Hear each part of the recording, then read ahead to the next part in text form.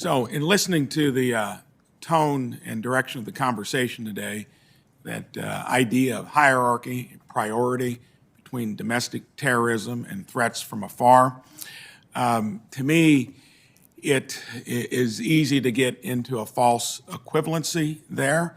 I'm going to use my reason for discussion of the visit I made down to the border a little over a month ago. And I think also it's kind of tricky when you generalize on something like January 6th, with all of us acknowledge as being a horrific occurrence here in the Capitol. I want to cite a couple things that really stood out when I was there. And this would be kind of the rule of numbers being something that we should be most concerned about. 150,000 illegal crossings in March.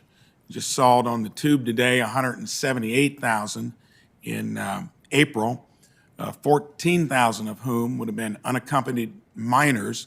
When I was down there, that was the part that looked most tragic from a humanity point of view. But the thing that caught me more than anything, and it sticks in my mind like it was yesterday, we get down to the border at the Rio Grande, and of course nothing was happening as we arrived, and then the heckling that floated across the river from smugglers and coyotes. I asked, what were they saying? We're going to keep doing it regardless of what you try to do to stop it. Now, that might be an idle threat, other than I think it's arrived now at close to $1.5 to $2 billion business, where you've got a logistics enterprise in the country. And I think the tragic thing is, so much of it is about people trying to escape a life that forces them on that journey.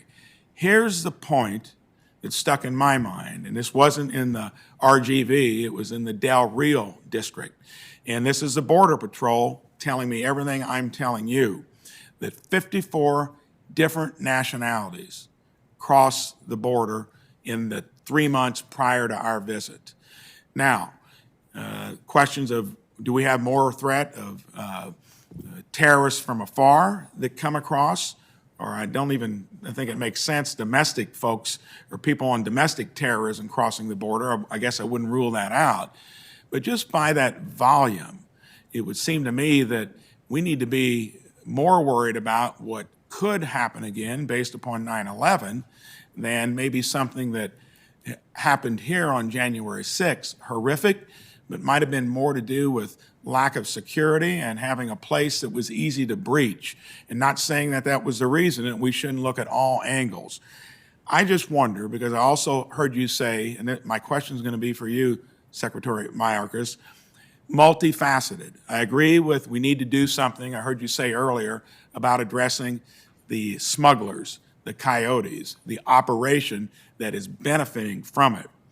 But here is what the Border Patrol told us as well.